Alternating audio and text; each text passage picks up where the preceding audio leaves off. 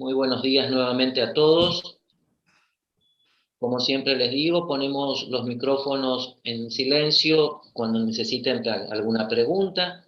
Lo habilitan, me lo hacen o lo hacen por chat. Bien, vamos a continuar entonces de acuerdo a lo que hemos visto ayer.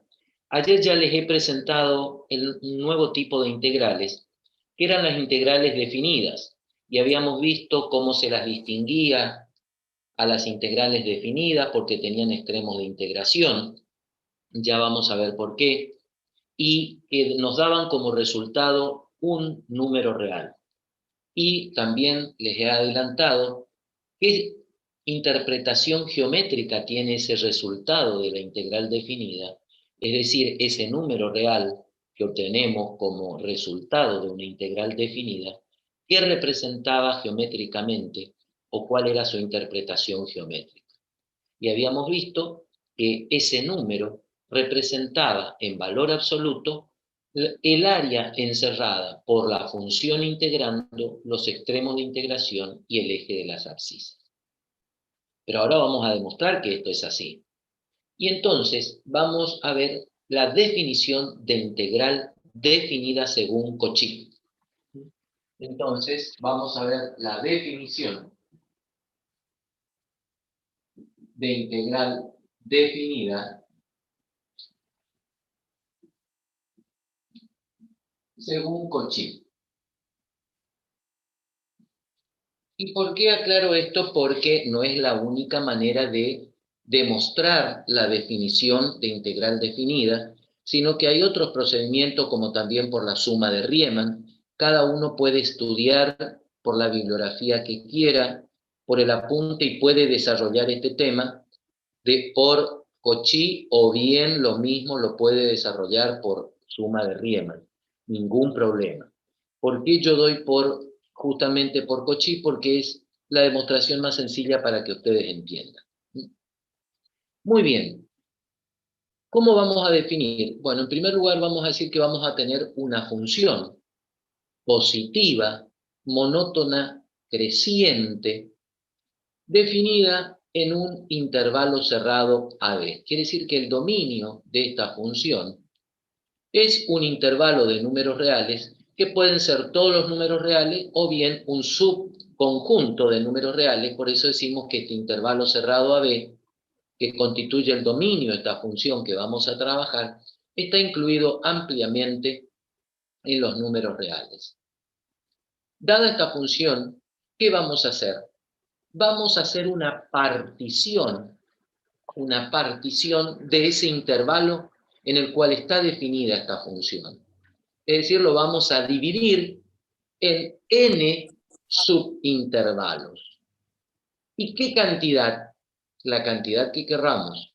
Puedo dividir en 10, en 20, en 100, en 500, en 1000 partes, la cantidad que yo defina.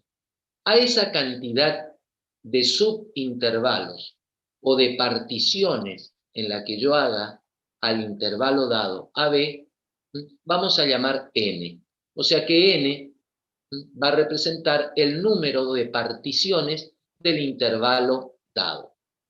Por lo tanto, que al realizar una partición, cada una de estas partes van a tener una determinada amplitud. Porque acuérdense que cuando hablábamos en intervalos, allá al comenzar la materia, podíamos determinar la amplitud de un intervalo. ¿Y qué era la amplitud? La longitud del intervalo. Bueno, lo mismo podemos hacer con cada uno de estos subintervalos en que hemos particionado al intervalo AB. Entonces vamos, hasta lo que dijimos recién, vamos a ir viendo gráficamente. Entonces, voy a tomar una función que decía que es una función positiva. ¿Qué significa? Que todas las ordenadas de esa función son positivas. Monótona creciente. Y además que el intervalo AB cerrado es el dominio de esta función. Es decir, que esta función está definida en un intervalo. Voy a tomar, por ejemplo, la siguiente función. Definida en el intervalo AB. Entonces, tengo mi función igual a f de x, monótona creciente, donde el dominio de la función es el intervalo cerrado AB, incluido ampliamente en los números reales. ¿Qué dijimos que íbamos a hacer? Íbamos a particionar el intervalo que es el dominio de la función. ¿En cuántas partes? En tantas partes como querramos. Acá voy a hacer punto suspensivo para que vean que después, cuando demuestre en una posición cualquiera, entonces tengo el primer subintervalo, el segundo y así, de acuerdo a la cantidad, el intervalo en una posición cualquiera i, y su anterior va a ser i menos 1.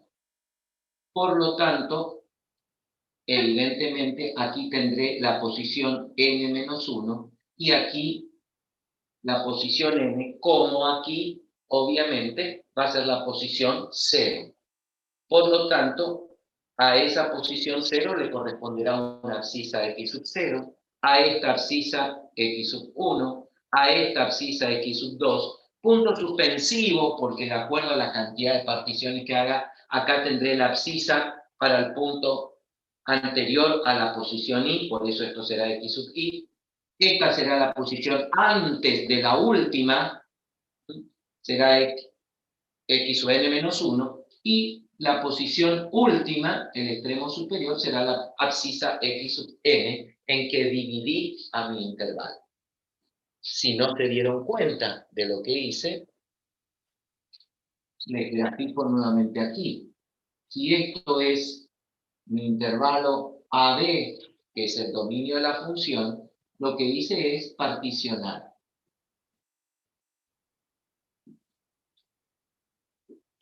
Estos puntos suspensivos quiere decir que fui particionando de acuerdo a la cantidad que yo quiero particionar. Y les dije que esa cantidad es la que defino yo.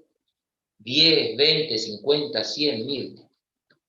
Obviamente que a cada una de estas particiones le corresponde un valor de abscisa. Por lo tanto, si esta es la primera, esto será x sub 0, x sub 1, x sub 2. Para una posición cualquiera x sub i, obviamente la anterior va a ser i menos 1.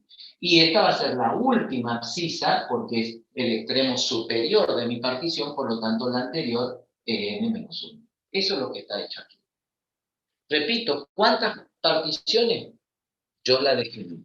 A ese número de particiones es lo que llamé n. Entonces, n representa el número de particiones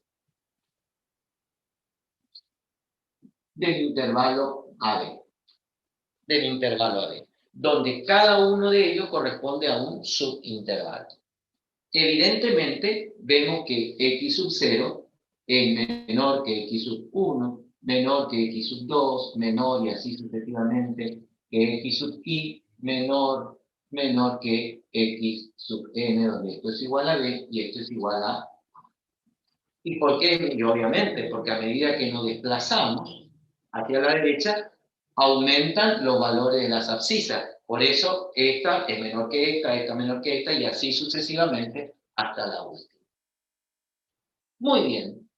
Tengo entonces mi intervalo particionado. Por lo tanto, puedo hallar ahora la longitud que tienen cada uno de estos intervalos. A esta longitud se denomina diámetro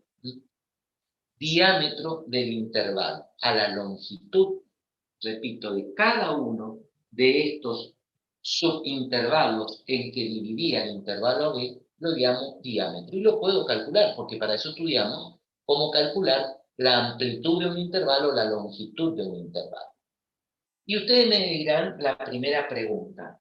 Cuando yo hice la partición en 5, 10, 20, 100, 1000 partes, ¿todas las particiones deben ser iguales? No. Pueden ser, sí, pero no necesariamente. Yo puedo tomar todos los subintervalos de longitudes distintas. O puedo tomar todas iguales, o algunas iguales y otras distintas. No me interesa que todas estas particiones sean o no iguales. Pueden tener la longitud que quiera. Por eso es que tenemos que calcular la longitud de cada una de ellas. Y les decía que se denomina diámetro a la longitud de cada uno de los subintervalos. Entonces, si calculamos los diámetros, que vamos a simbolizar con la letra phi, esto significa diámetro, que representa la longitud de cada subintervalo, entonces puedo calcular el diámetro del intervalo 1. ¿Y cómo voy a calcular la longitud de un diámetro? Y bueno, es muy sencillo, acuérdense cuando estudiamos longitud, ¿sí? En este caso, fíjense, todas las abscisas son positivas, y entonces, si ustedes recuerdan la definición, para calcular la longitud o la amplitud de un intervalo era el valor absoluto del extremo superior menos extremo inferior de cada subintervalo. Por lo tanto, para el primero va a ser x sub 1 menos x sub 0. El diámetro sub 2 va a ser x sub 2 menos x sub 1. El diámetro en una posición cualquiera de un intervalo, en una posición intermedia cualquiera, va a ser el extremo superior menos el extremo inferior. Por eso puse x sub i menos 1, que va a ser el anterior. Y así el último diámetro del último subintervalo, el último, va a ser x sub n menos x sub n menos 1. La posición superior menos la posición inferior. Y de esta manera, fíjense, pude calcular la longitud que tiene cada una de estas partes o particiones o subintervalos. Y repito, ¿pueden ser todas iguales? Sí. ¿Pueden ser todas distintas? Sí. ¿Pueden ser algunas iguales y otras distintas? Sí. Por lo tanto, no me interesa realmente si son todas iguales o distintas. Por eso calculamos la longitud de cada uno de los diámetros, que son la longitud de cada uno de los subintervalos. Como dijimos que estas longitudes pueden ser todas iguales o distintas, evidentemente cuando yo entre a comparar estas longitudes, evidentemente va a ver si eran todas particiones distintas o algunas distintas y otras iguales, va a ver que una es la mayor de todas, o algunas tienen la longitud mayor que todas las demás. Al mayor de los diámetros o al mayor de las longitudes en que yo dividí al intervalo AB, es decir, al mayor diámetro de al uno o de alguno de los intervalos en que dividí el intervalo AB, se denomina norma de partición del intervalo. Por lo tanto, entonces, a el máximo diámetro no es el sub i, sino está simbolizando al mayor que corresponda, a ese mayor se lo llama norma de partición.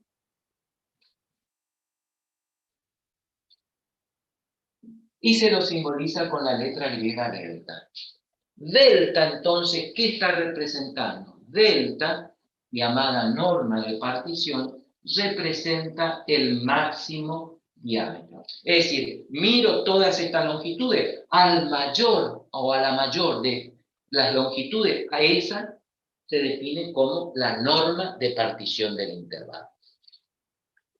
Si yo elegí, por ejemplo, dividir al intervalo AB en 50 partes, en 50 subintervalos, y luego comparo, voy a tener una norma de partición a la mayor longitud, va a ser mi norma de partición para cuando dividí en 50.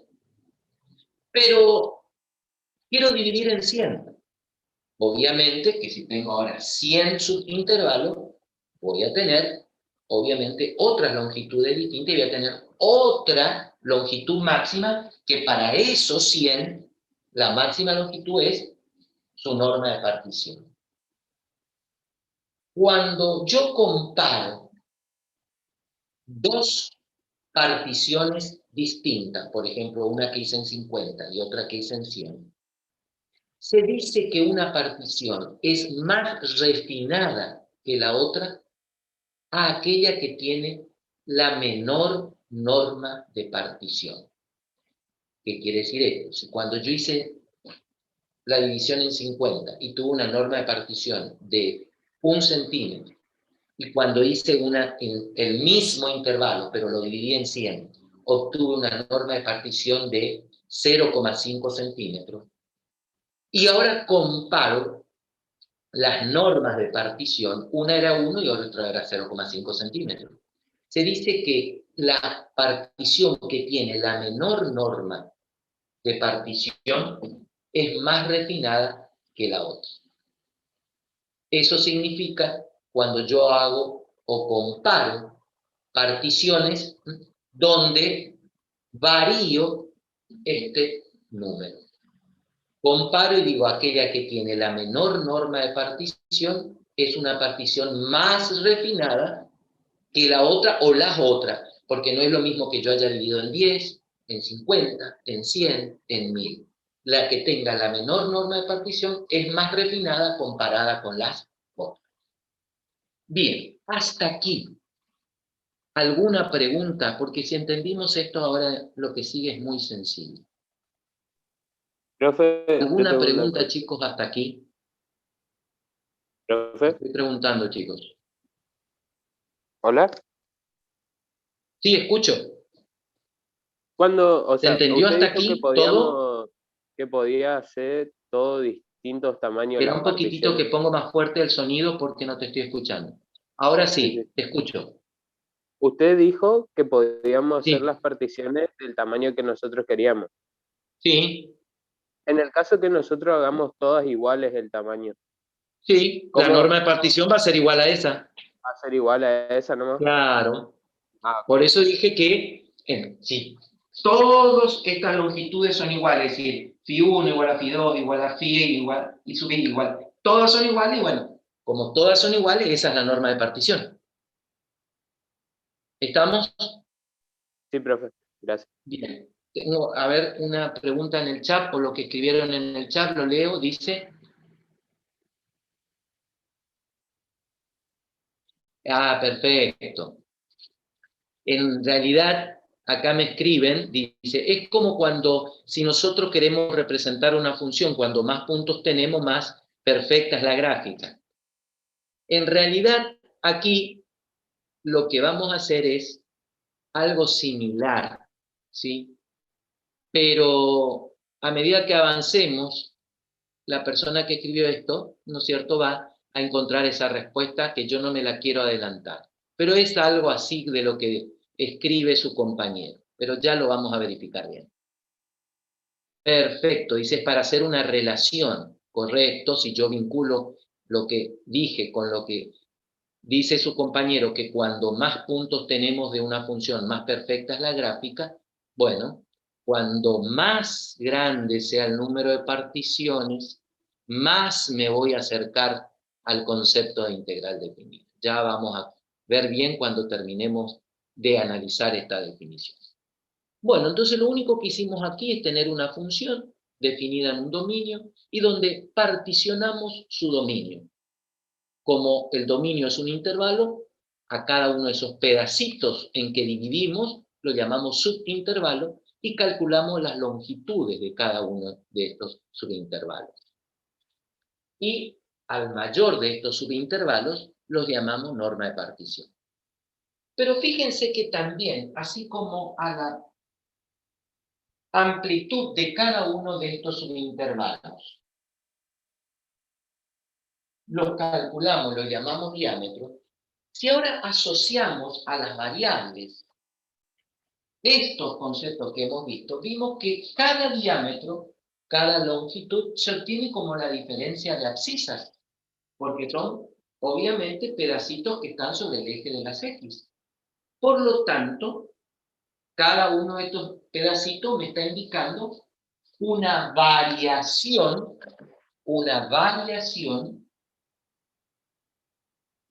Y acuérdense, cuando estudiamos derivada, variación la simbolizamos con la letra delta mayúscula.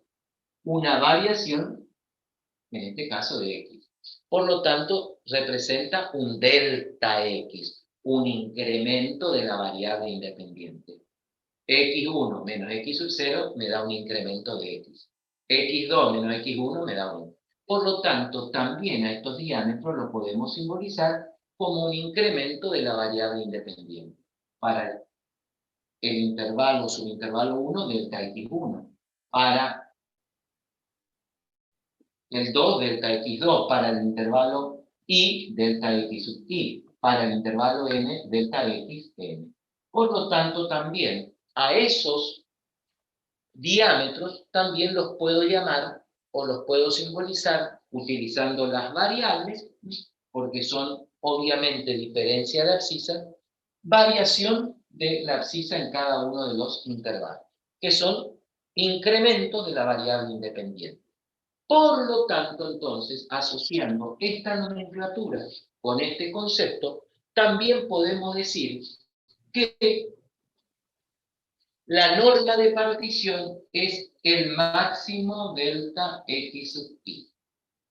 Esto no quiere decir que este es el máximo, sino que comparando todo, esto quiere decir en forma genérica. Si yo comparo todo, el mayor delta x es la norma de partición. Repito, no quiere decir que sino esto está simbolizando en una posición cualquiera.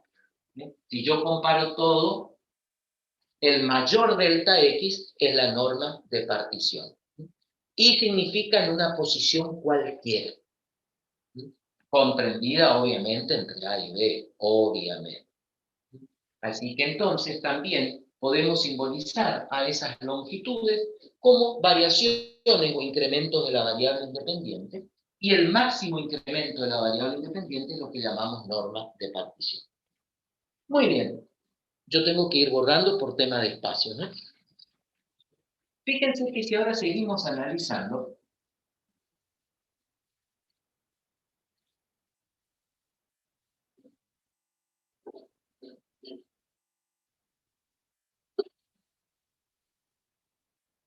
para cada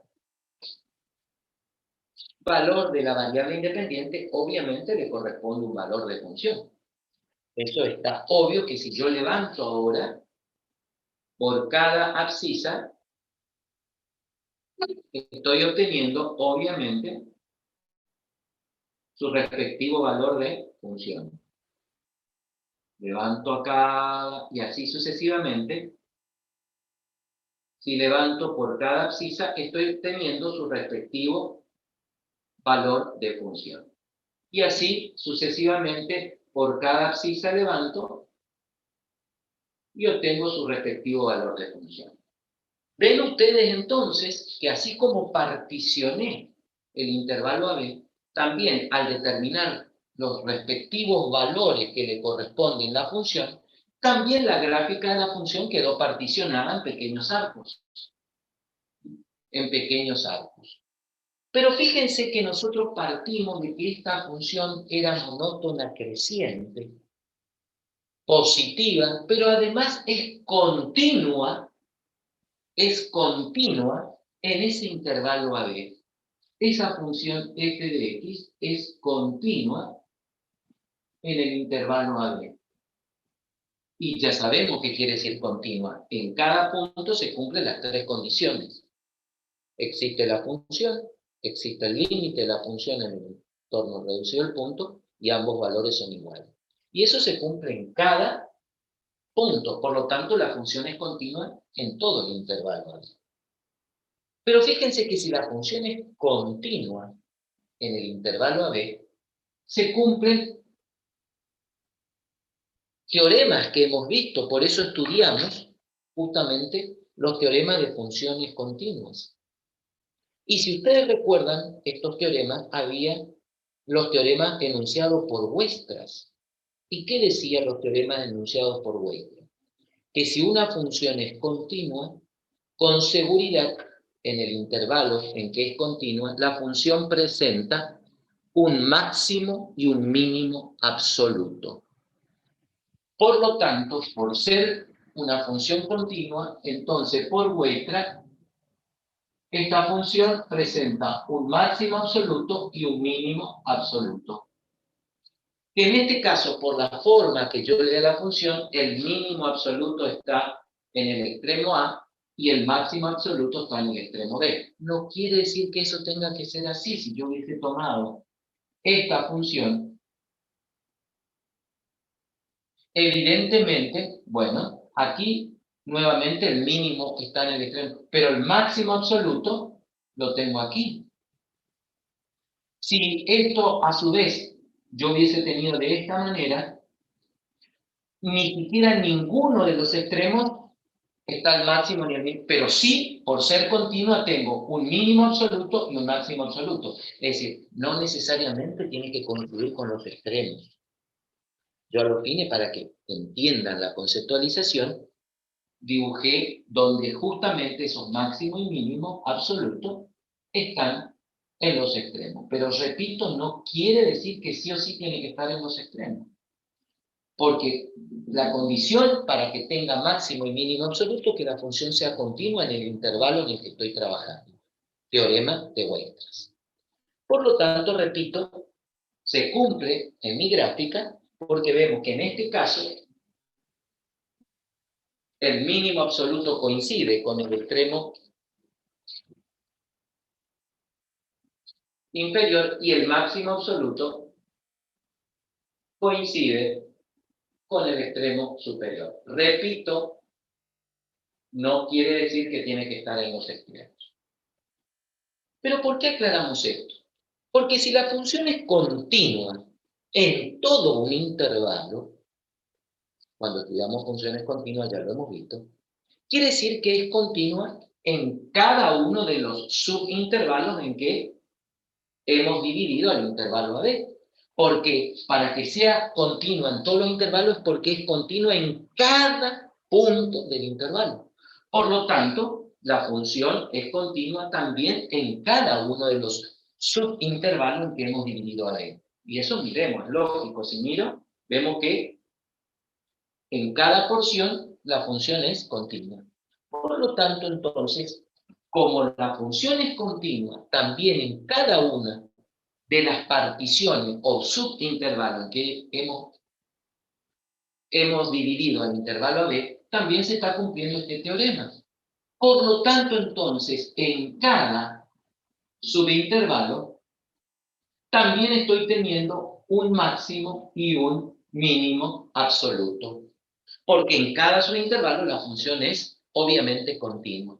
Se sigue cumpliendo el teorema de Weierstrass.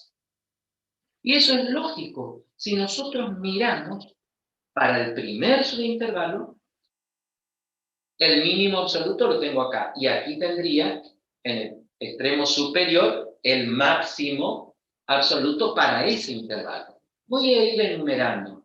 Este es el máximo 1, el mínimo 1 y el máximo 1. ¿Qué quiere decir? Máximo y mínimo absoluto para el intervalo 1.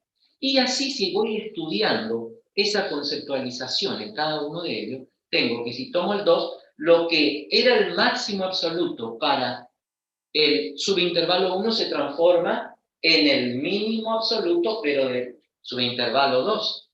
Y el subintervalo 2 tendrá su respectivo máximo 2. Y así sucesivamente, si sigo, ese M2 se transforma en el mínimo M3. Y así sucesivamente, si sigo haciendo, vemos que se cumple ese teorema de Weierstrass, donde en cada subintervalo tengo un máximo y un mínimo. Por lo tanto, para el intervalo sub i, este extremo será el mínimo absoluto del intervalo i y este será el máximo absoluto para el intervalo i. Y para el último, el máximo absoluto coincide con el máximo absoluto del último intervalo y el punto anterior será el mínimo absoluto del último intervalo. Por lo tanto, vemos que esto se está cumpliendo en cada uno de los subintervalos que el teorema demuestra por ser una función continua. Muy bien, pero ¿para qué queremos esto? Bueno, repito, yo tengo que ir borrando por temas de espacios. Porque ahora, ¿qué vamos a hacer? Fíjense que si yo trazo por cada uno de los mínimos del intervalo 1 hasta el último, una recta paralela al eje de las abscisas, fíjense que obtengo figuras que son rectángulos,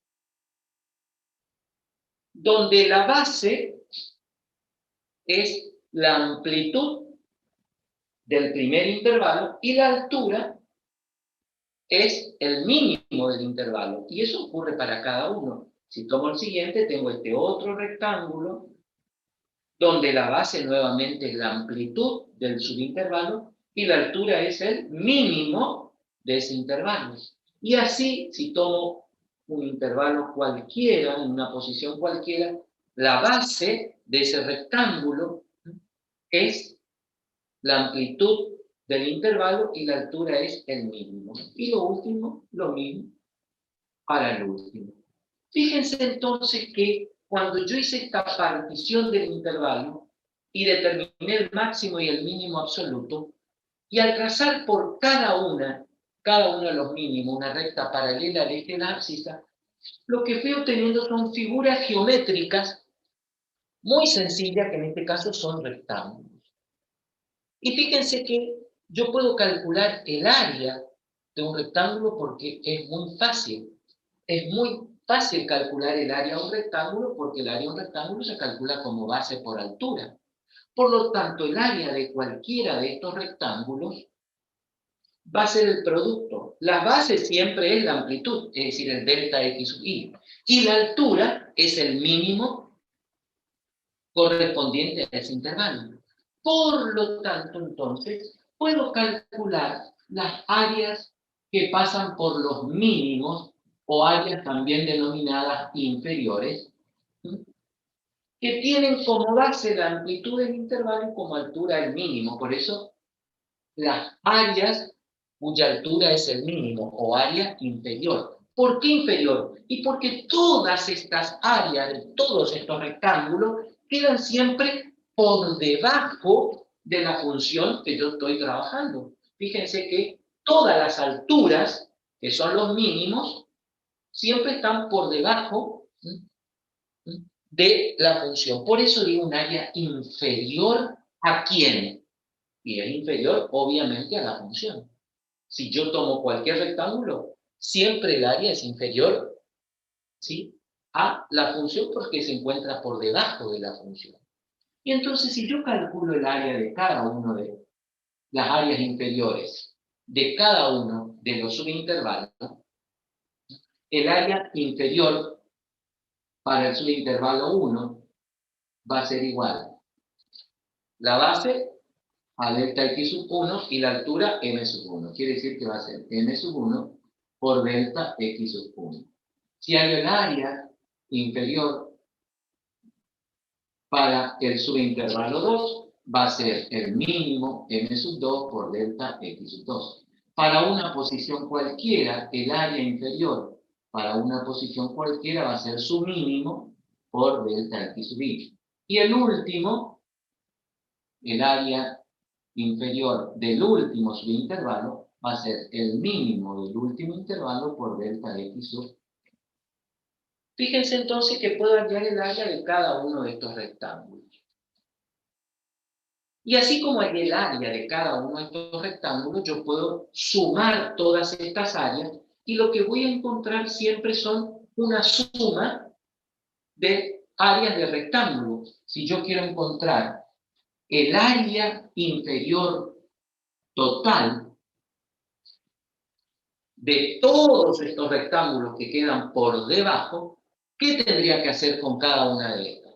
¿Qué tendría que hacer si yo quiero encontrar el área total de todos esos rectángulos? ¿Qué tendría que hacer con cada una de esas áreas? Estoy preguntando. Sumarlas. Suma. Correcto. Tengo que sumar el área inferior 1 más el área inferior 2 más y así sucesivamente hasta la última área inferior. Es decir, sumo las áreas de todos los rectángulos. Bueno, pero yo puedo escribir más cortito esta suma de términos. Y cuando yo quiero escribir una suma de términos en forma abreviada, se utiliza un símbolo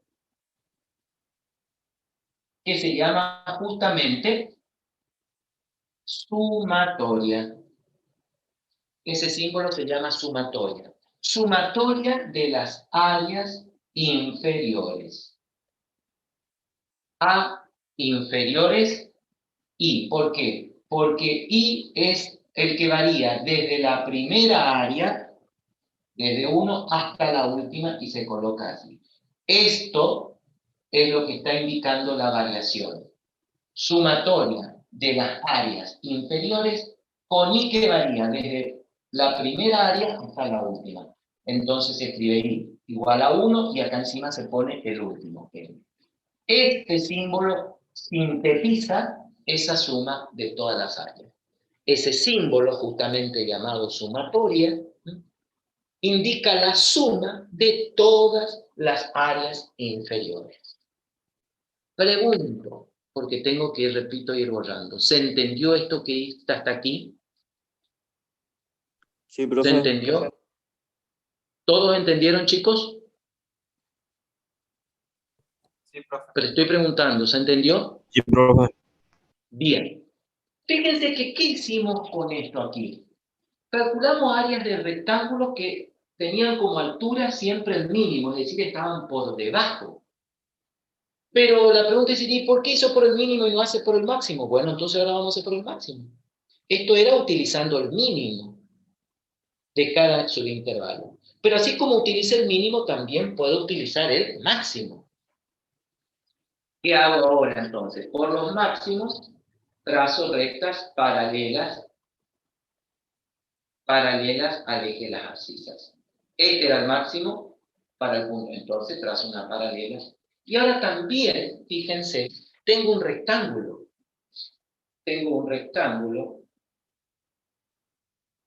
Pero donde la base se mantuvo en la amplitud. Pero la altura ahora ya no es el mínimo, ¿no? Sino es el máximo. Y lo que hice para el primero puedo hacer para cada uno. Por el máximo trazo una paralela y ahora tengo otro rectángulo donde la base, repito, es siempre la amplitud de la variable independiente, pero ahora la altura de los rectángulos, en lugar de ser los mínimos, son los máximos. Lo mismo va a ocurrir aquí. Y tengo este otro rectángulo. Y así puedo ir encontrando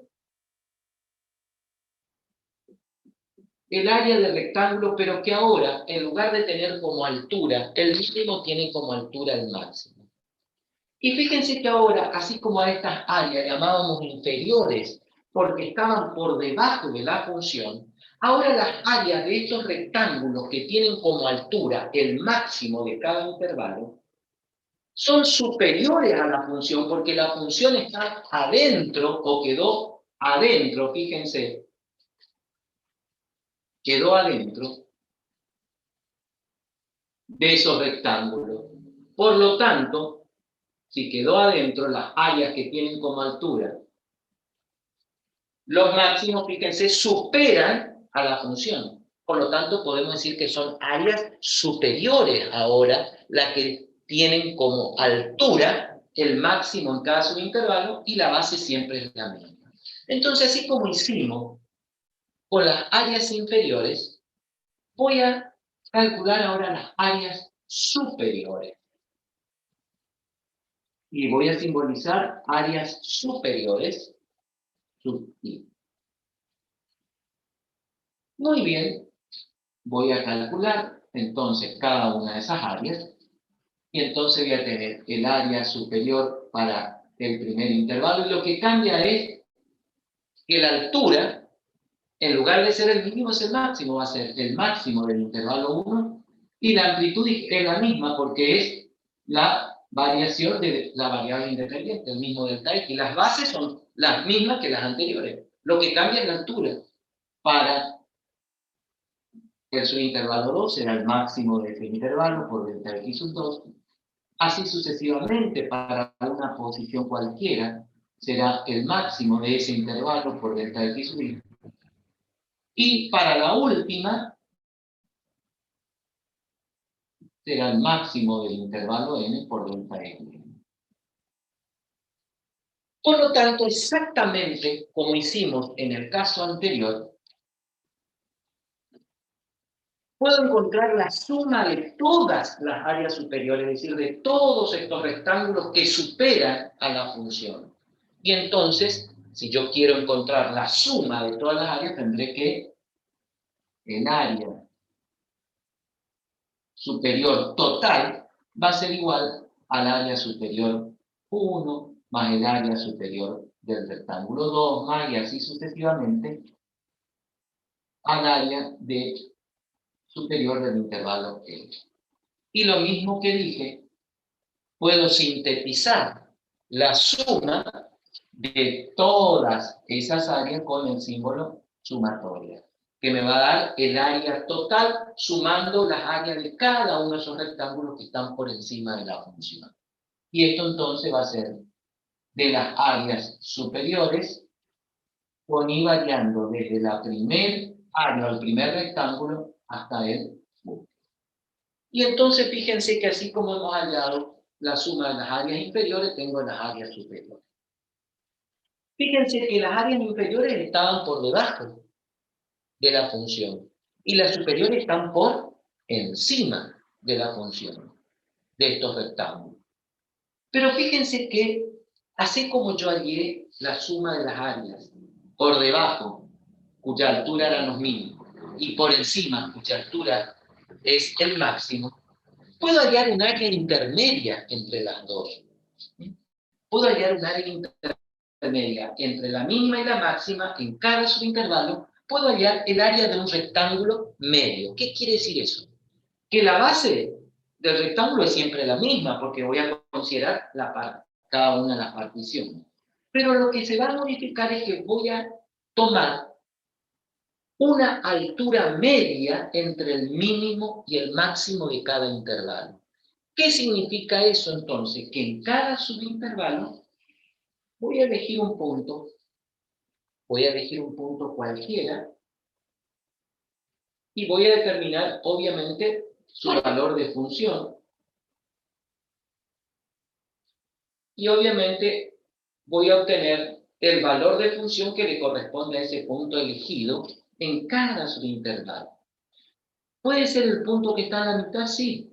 ¿Puede ser que no esté en la mitad? Sí. Es un punto comprendido entre los extremos de cada subintervalo. Elijo un punto en cada uno de los subintervalos. Repito, no necesariamente el punto que está en la mitad. Es un punto comprendido entre los extremos. Y obviamente, para cada punto elegido, al levantar, determino su valor de función y obviamente voy a tener un área de un rectángulo que tiene como base siempre el delta xy, pero como altura el valor de la función en el punto elegido.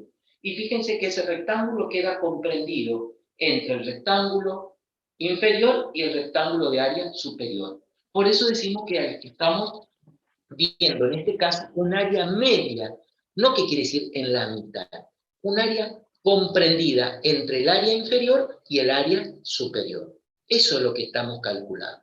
¿Cómo? Repito, eligiendo un punto del intervalo comprendido entre sus extremos, donde el valor de función en ese punto es la altura de ese rectángulo que me da el área comprendida entre el rectángulo de área mínima y el área máxima. Por eso digo un área media. Entonces, así como hemos hallado las áreas superiores y las inferiores, vamos a hallar entonces las áreas medias de los rectángulos al elegir un punto, repito, en cada uno y levantando y encontrando su respectivo valor de función para encontrar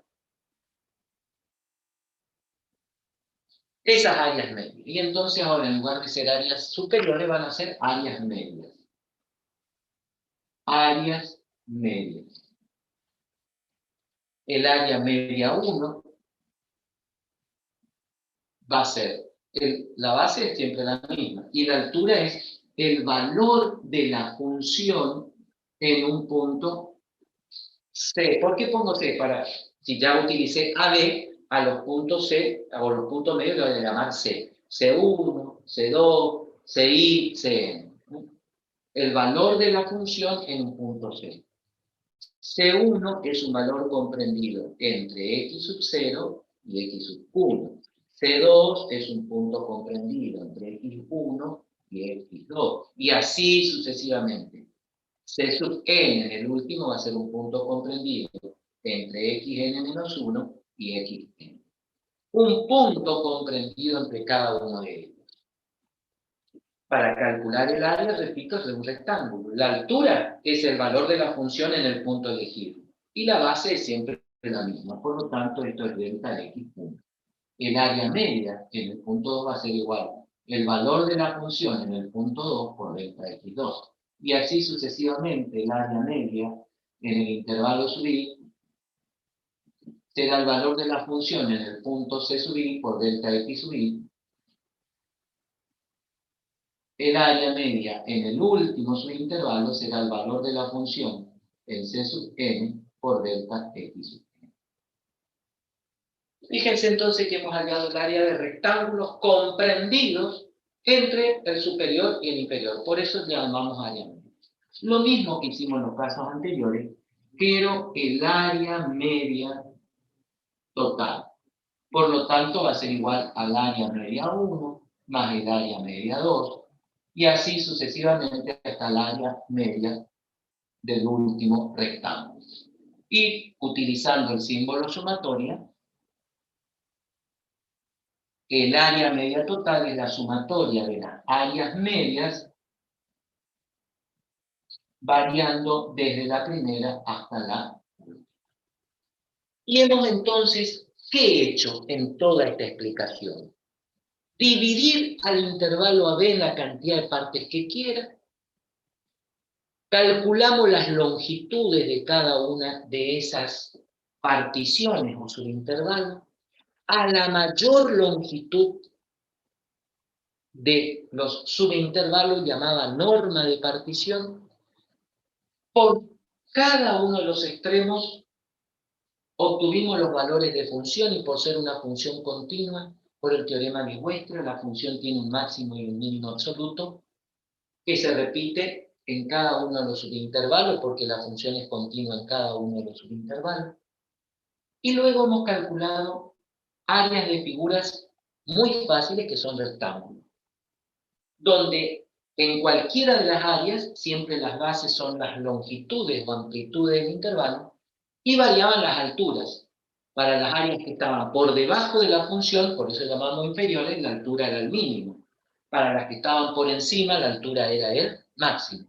Y las áreas medias era para un punto comprendido entre los extremos del intervalo. Y hemos entonces calculado la suma de todas estas áreas inferiores, porque estaban por debajo, la suma de todas las áreas superiores, porque estaban por encima, y luego de un área comprendida entre la superior y la inferior.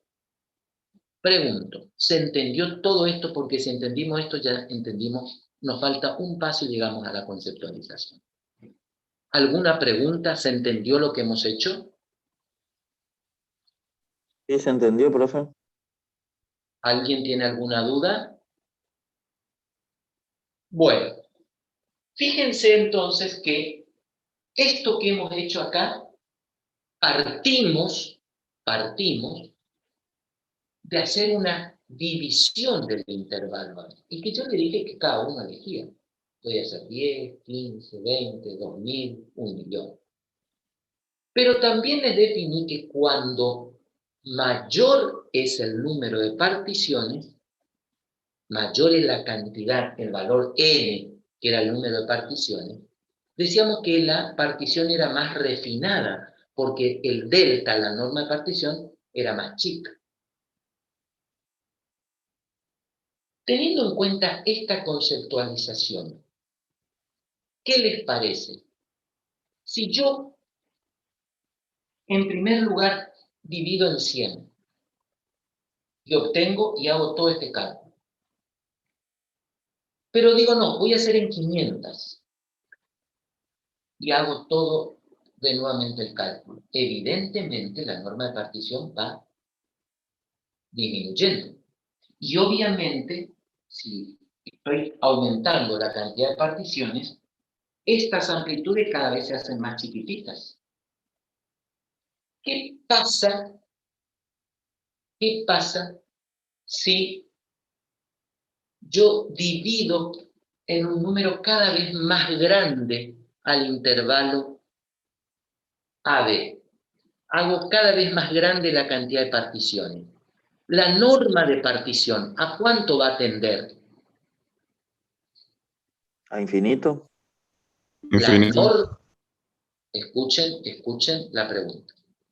Si yo hago que esta partición, la cantidad de intervalos en que divida, hago cada vez más grande, si hago 50, 100, 1000, 1.000.000, las amplitudes, la máxima amplitud que es la norma, ¿a cuánto va a tender? A cero.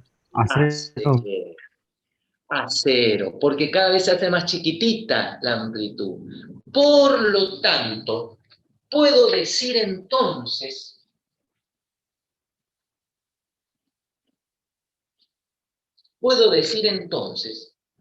que si n tiende a infinito, delta va a tender a cero. ¿Me esperan un segundito, chicos? Hola, faltes. Hola. Sí. Sí.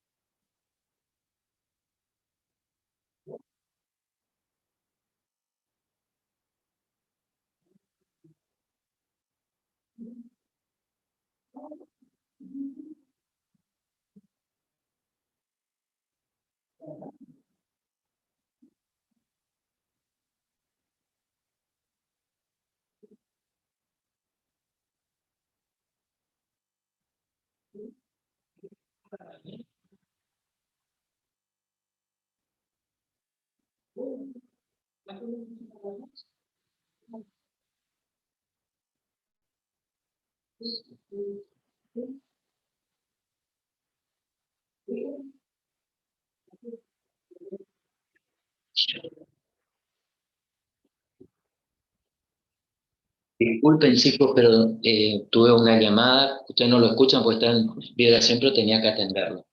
Entonces, fíjense, chicos, que si nosotros particionamos cada vez en un número más grande, la norma de partición cada vez se hace más chiquitita. Por lo tanto, si yo digo que n tiende a infinito, con más razón, esa norma de partición va a tender a cero. Se va a hacer cada vez más chiquitita. Pero fíjense en el análisis que estamos haciendo en este caso. Voy a borrar esto, pero para que ustedes lo interpreten y voy a graficar otra vez la función. ¿Qué quiere decir esto? Porque si no, queda mucho rayado y no lo interpretamos. Fíjense entonces que si yo vuelvo a graficar mi función original,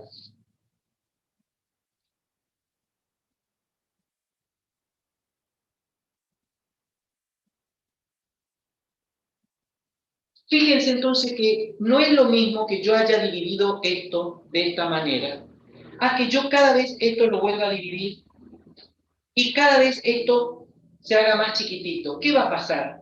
Si estas amplitudes cada vez se hacen más chiquitito, obviamente los valores de función que correspondan a cada punto van a estar uno cada vez más cerca de otro. De manera tal de que si delta tiende a cero, prácticamente estoy tomando un punto al lado de otro. Y entonces, ¿qué va a pasar con las áreas inferiores, medias y superiores si esto tiende a cero? Esas tres áreas van a tender a ser ¿cómo? Iguales. Función. Iguales, correcto. Van a tender a ser iguales, porque estoy tomando prácticamente, si delta tiende a cero, un punto al lado de otro. Y entonces esas tres áreas van a tender a ser iguales. Pero si van a tender a ser iguales, van a ser exactamente, la suma va a tender a ser exactamente al área que queda debajo de la curva. Pero si estoy hablando de tender, ¿qué tengo que aplicarle a las áreas para que las tres tiendan a ser iguales? Aplicar ¿Qué límite. operación tengo que aplicar? Límite. El límite. Por lo tanto, si tomamos el límite de la sumatoria de las áreas, en el límite, cuando la norma de partición tiende a cero y el número de intervalos tiende a infinito, la sumatoria de las áreas inferiores va a tender a ser igual al límite cuando la norma de partición tiende a cero y el número de divisiones tiende a cero, a la sumatoria de las áreas medias, y este límite, cuando n tiende a infinito y delta tiende a cero, va también a ser igual a la sumatoria de las áreas superiores. Por lo tanto, entonces, en el límite esas tres áreas son iguales. Y entonces, si ahora reemplazo, ¿cómo calculaba el área? En el límite, entonces, como las tres áreas son iguales, cuando el número de particiones del intervalo AB tiende a infinito y delta tiende a cero, en lugar de escribir sumatoria de áreas medias, puedo escribir como el límite, cuando n tiende a infinito, y delta tiende a cero. ¿Y cómo calculaba las áreas medias? Las áreas medias lo calculábamos como el valor de la función en un punto intermedio de cada intervalo por la amplitud del intervalo, con i variando desde 1 hasta n. De esta manera calculábamos el área de cada uno. Si hago la sumatoria, tenía la suma total de las áreas medias. Este límite de esta sumatoria, cuando el número de particiones tiende a infinito y la norma de partición tiende a cero, la existencia de este límite es lo que se define como la integral definida de la función f de x en el intervalo AB. Entonces, si escribimos nuevamente grande la definición,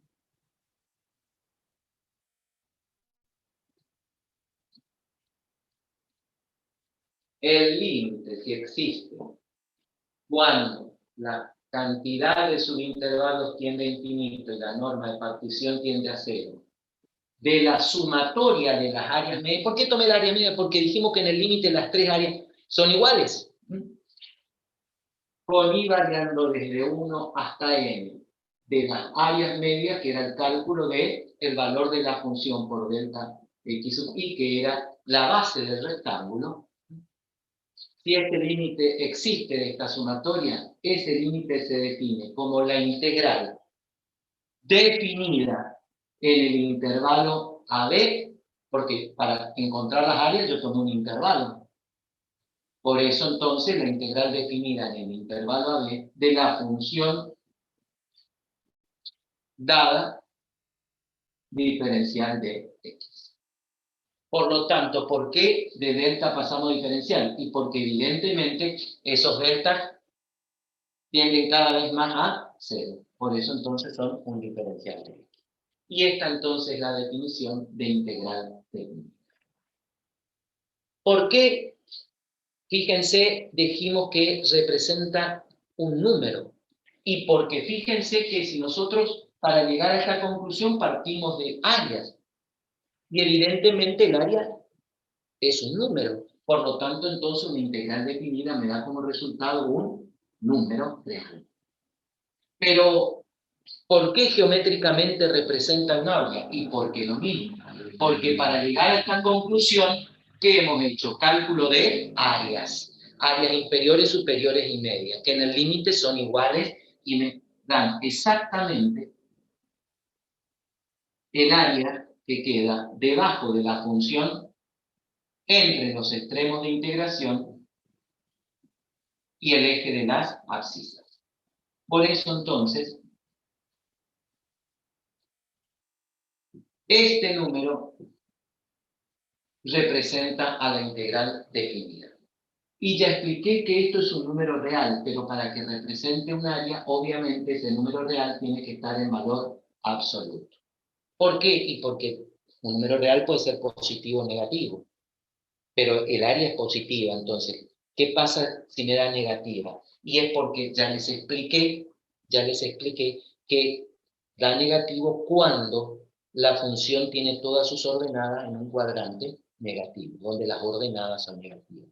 Por eso puede dar un resultado negativo, pero no quiere decir que el área es negativa. El valor numérico, el valor absoluto de esa integral es lo que representa el área debajo de la curva. Y ustedes me dirán, acá hay una pregunta. Sí, profe, pero ¿cómo me garantiza que realmente lo que usted me está diciendo de que si tiene todas sus ordenadas negativas también representa, ya sé que es el valor absoluto, pero representa el área? Porque usted cuando definió, me puso condiciones, no me puse yo, sino pusimos condiciones, que la función debía ser positiva, de que era monótona creciente, de que es continua. Bueno, les demuestro que si tiene todas sus ordenadas negativas, la función también representa el área.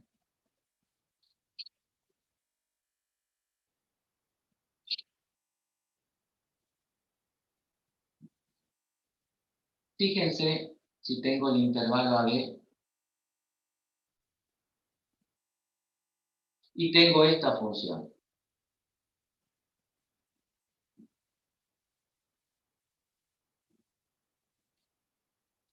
Tengo esa función. Evidentemente esta función tiene todas sus ordenadas negativas. Ahora fíjense, piensen un poquito. ¿Vieron ustedes ya en CAT, vieron la parte de rebatimiento, relevamiento en la parte de geometría descriptiva cuando dan? ¿Ya vieron eso? No, Chicos, profe. ¿ya vieron? Profe, el año pasado se sacó geometría descriptiva del sistema de representación. ¿Ya no dan más nada de geometría descriptiva? Nada, ¿Seguro? sí. Qué lástima. Bueno, fíjense, es una pena eso, pero porque esto también permite la interpretación. Porque fíjense qué pasa. Si yo tengo aquí esta función, y les voy a hacer para que vean, lo que yo tengo dibujado aquí es el plano. Arriba. Y acá abajo, este es mi eje de las abscisas, mi eje X, y acá está mi función.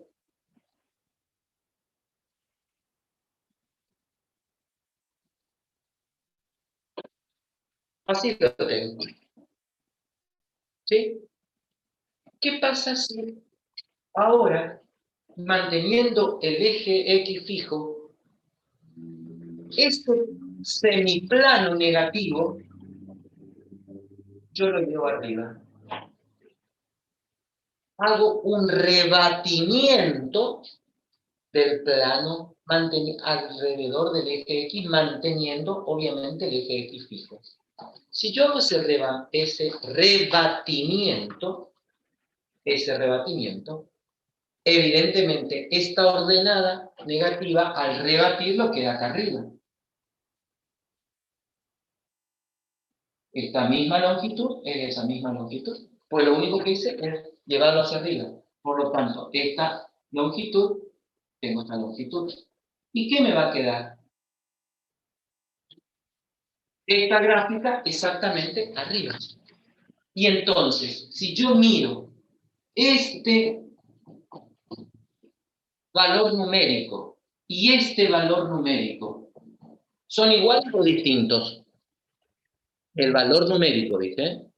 ¿Son iguales o distintos? Son iguales. Por eso entonces, el concepto, que también entonces, independientemente de la posición de la función, el resultado de la integral definida me da el área debajo de la curva.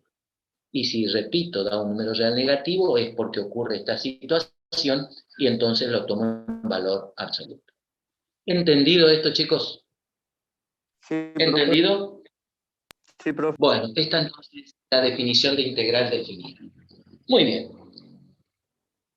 Esto que hemos visto es de acuerdo a Cauchy, es la definición de integral definida según Cauchy. Repito, hay otros procedimientos que se basan prácticamente en lo mismo, pero es por sumatoria de Riemann el que quiera hacer, o si les toca desarrollar este tema, y lo quiere hacer por suma de Riemann, lo puede hacer, porque repito, pueden estudiar por cualquier bibliografía el concepto de integral definida. Yo lo hago por Cauchy porque es el más sencillo, donde ocupamos todo lo que veníamos desarrollando durante la materia.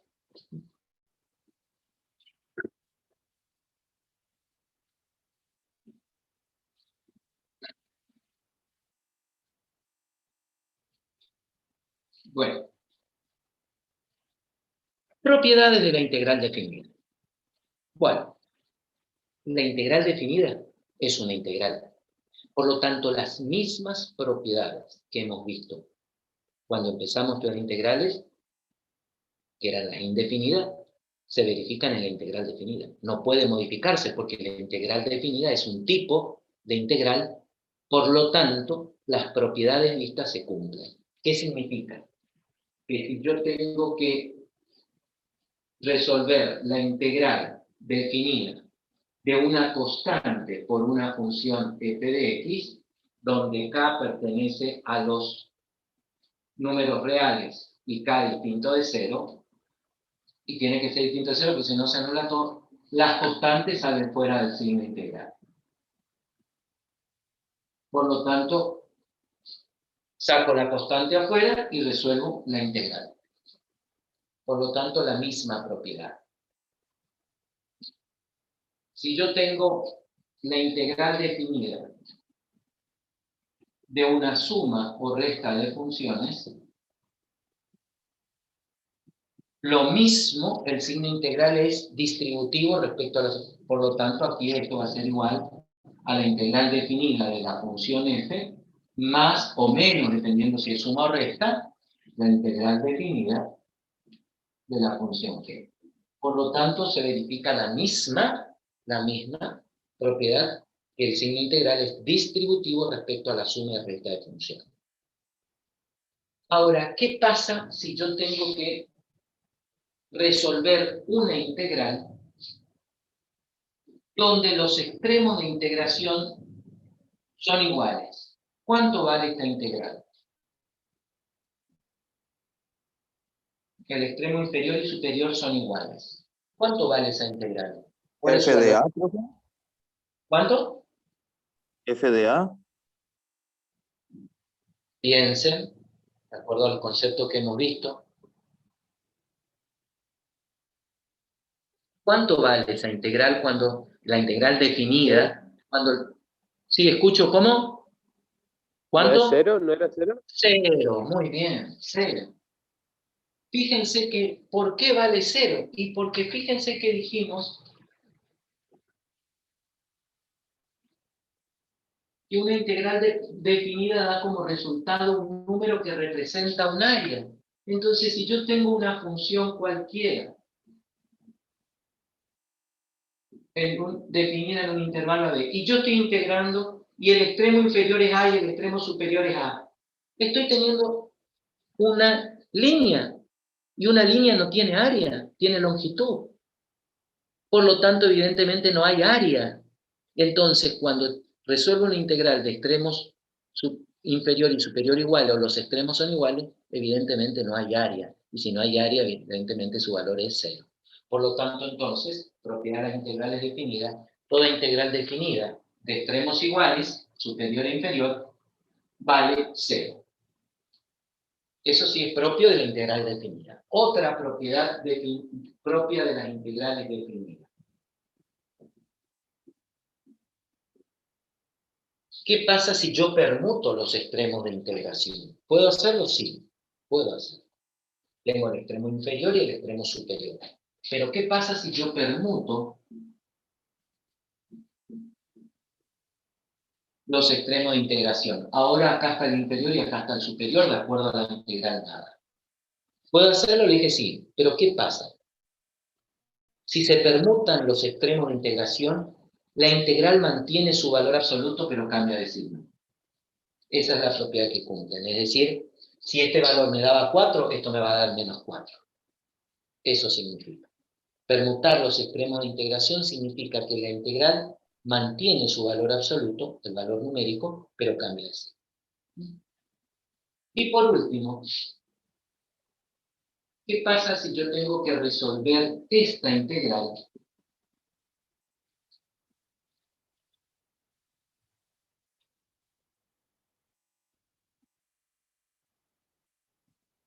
Tengo que resolver esta integral y yo quiero particionar ese intervalo AB. Por ejemplo, particiono no necesariamente en la mitad. Fíjense que, por definición, la integral definida me daba el área encerrada por la función, los extremos de integración y el eje de las abscisas. ¿Qué pasa si yo particiono ese intervalo? Evidentemente, si particiono el intervalo, estoy particionando esa área. Va a Y en ser este igual caso, al área de AC más el área de bien, CD. correcto. Fíjense que particiono el área, en este caso, en dos partes. Tengo un área 1 y tengo un área 2. Pero puedo calcular esto sí, porque entonces voy a descomponer esta integral donde voy a modificar los extremos. Para el área 1 los extremos van a ser desde A hasta C de la función dada. Más, y para el área 2 va a ser la integral desde C hasta D de la función dada. ¿Qué dice esta propiedad? Que independientemente de la cantidad de partes en que yo divida el intervalo B, el área total la puedo calcular como la suma de tantas áreas parciales como divisiones yo haga del intervalo AB. Y eso sale del concepto. Por lo tanto, entonces, yo puedo particionar un área y calcular cada una de sus partes y luego sumarla y obtengo lo mismo el área total. Y esto no necesariamente lo puedo hacer en dos partes, puedo hacer en la cantidad de partes que quiera. Donde, de acuerdo a la cantidad de partes, voy a tener el extremo inferior y superior que me va a ir dando el cálculo de esa área parcial a través del cálculo integral. ¿Entendido, chicos? ¿Entendido? Estas son las propiedades. Sí, profe. Bueno, estas entonces son las propiedades de la integral definida. Yo ahora me voy a adelantar a algo para que, por si empiezan hoy, lo puedan hacer. Creo que no, pero lo mismo.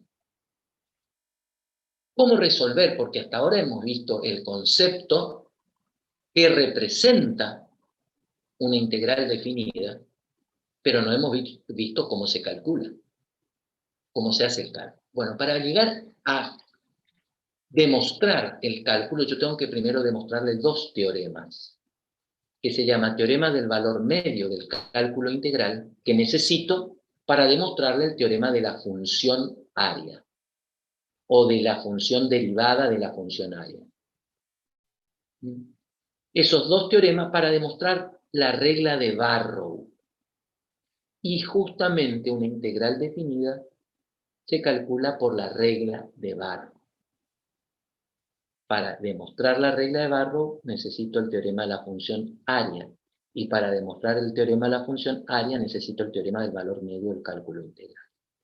Por lo tanto, eso me va a llevar a la clase del miércoles. Yo ahora les voy a demostrar en la síntesis, como hice ayer, les mostré qué era la integral definida y hoy lo demostramos. Fíjense la pavada que es el cálculo en la integral definida.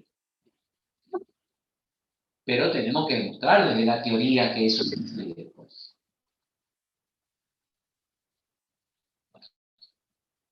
Fíjense si yo quiero, y vamos para relacionar con la gráfica.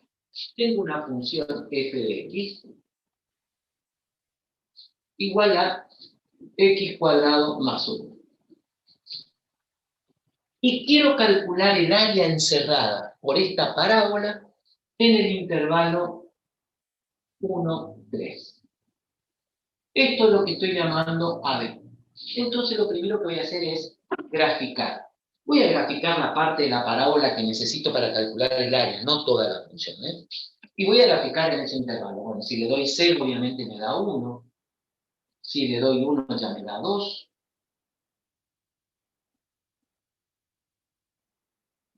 Si ya le doy 3, me va a dar 10. Previamente está el 2, ¿no es cierto?, que me va a dar 5. Yo te voy a dibujar el último. Y evidentemente tendría esta rama de parábola y continúa, ¿por qué? Y lo mismo tendría la otra rama acá. Pero yo quiero calcular el área encerrada por esa función, pero en este intervalo. Entonces lo que voy a calcular es esta área. Voy a calcular esa área. ¿Cómo resuelvo? Bueno, de acuerdo a lo que hemos visto, el área está dada por la integral definida en el intervalo que estoy calculando, que en este caso es 1, 3, en la función dada diferencial de x. Fíjense que tengo una suma. Dijimos que el signo integral es distributivo. Entonces esto es lo mismo que la integral entre 1 y 3 de x cuadrado diferencial de x más la integral entre 1 y 3 del diferencial de x. ¿Cómo se resuelve? Primero tengo que encontrar la primitiva de la integral aplicando el criterio, la propiedad o el método que corresponde. Primero encontrar la primitiva, es decir, calcular la integral como si fuera indefinida. Y una vez que encontré la primitiva, recién puedo calcular, aplicando Barrow, el valor de la integral definida. Por lo tanto, esto es lo mismo que diga x al cubo sobre 3. Y esto lo tengo que calcular entre 1 y 3. Más la integral del diferencial de x es x, entre 1 y 3. Ven ustedes entonces que para poder resolver una integral definida necesito necesariamente saber indefinidas. Por eso pues, estudiamos primero las indefinidas. Y esto es lo que justamente demuestra el teorema de la función área. Demuestra la relación o vinculación que existe entre la integral indefinida y la definida. Eso es lo que demuestra ese teorema. Que para poder calcular la definida, previamente tengo que calcular la indefinida. Y esto que demuestra, que es lo que hicimos aquí, demuestra este teorema, después para encontrar el valor numérico, se aplica la regla de Barrow. ¿Y qué significa la regla de Barrow? Calcular el valor de la función, reemplazando la variable primero por el extremo superior, menos el valor de la función, reemplazando la variable en el extremo inferior. Por lo tanto, esto va a ser 27 y 3 me queda 9. 3 al cubo 27 y 3 9. Menos en el extremo inferior, 1 al cubo 1, 1 tercio. Lo que hice en este término tengo que repetir en cada uno de ellos. 3 menos 1. Bien, resuelvo ahora esa operación matemática. Evidentemente, esto me queda 2. 9 más 2 me queda 11. 11 menos 1 tercio es 33 menos 1, 32 tercios. El valor numérico de esta área es 32 tercios. Como estamos calculando área, se le coloca esta simbología, UA. ¿Qué quiere decir? ese valor numérico expresado en unidades de área representa justamente el área encerrada. Entre esta parábola cuadrática, las ordenadas 1 y 3 y el eje de las abscisas. Así de sencillo se resuelve una integral definida. Obviamente que va a depender de la función. Hay veces tengo que aplicar un método de integración, no necesariamente siempre es exacta, acá, inmediata, como dice acá, aplicando la propiedad. Cuando calcule la indefinida, puede ser que necesite resolverla por sustitución o por parte, pero después que encuentro la primitiva, ese es el procedimiento. El valor de la función en el extremo superior menos el valor de la función en el extremo inferior. Y eso es lo que demuestra la regla de Barra. Así de sencillo. Pero todavía hay seguramente una duda. ¿Realmente me está dando el área? Y yo les puedo demostrar con una figura geométrica muy fácil. Miren. Con esto para que vean. Ahora voy a tomar una función lineal.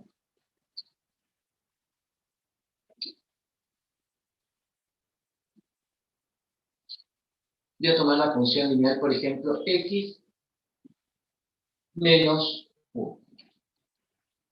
X menos 1. Muy bien.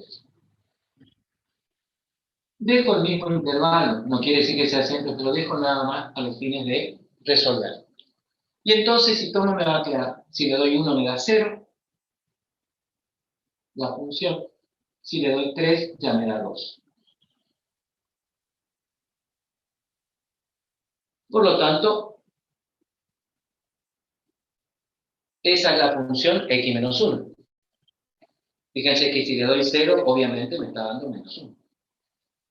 Yo quiero calcular el área encerrada por esta función lineal en el intervalo 1, 3 y obviamente el eje de las abscisas. Quiere decir que quiero calcular el área de este triángulo. El área de ese triángulo. Entonces, si yo aplico integral definida, esto es la integral entre 1 y 3 de la función dada. Bueno, nuevamente es una resta, el signo integral es distributivo, entonces esto es la integral entre 1 y 3 de x diferencial de x menos la integral entre 1 y 3 del diferencial de x. Le dije que no tengo que hallar la primitiva, esto me va a quedar x cuadrado sobre 2 entre 3 y 1 menos x entre 3 y 1. Ahora reemplazo entonces, 3 al cuadrado es 9, entonces me quedan 9 medios menos 1 medio. Y acá me queda menos, paréntesis, 3 menos 1. Pongo paréntesis, pues está precedido con signo negativo. Bueno, si yo miro acá, 9 medio menos 1 medio, evidentemente me queda 8 medio, por lo tanto 8 medio es lo mismo que diga 4. Menos, y acá me queda 2. Por lo tanto, el área encerrada es de 2 unidades de área. El área de esta figura, que en este caso es un triángulo, es 2 unidades de área. Fíjense que esto que hicimos por integrales definidas, también lo puede hacer de lo que ustedes estudiaron ya en la secundaria y en la primaria, cómo calcular el área de una figura geométrica. Y para cualquier triángulo, el área de cualquier triángulo, ¿cómo se calcula? ¿Cómo se calcula el área de un triángulo? Base 2 por por altura 2, dividido 2. ¿no, profe? Base por altura, perfecto, sobre 2. Muy bien, en este caso, como es un triángulo rectángulo, los catetos, uno constituye la base y la otra la altura. Entonces la base es esta longitud, que es 2 unidades. La altura es esta, que también es 2 unidades. Todo dividido 2. 2 con 2 se va, y evidentemente, ¿qué me quedó? Que el área del triángulo es 2. ¿Se dan cuenta ustedes que realmente la integral definida me está dando el área comprendida entre la función, los extremos de integración y el eje de las abscisas?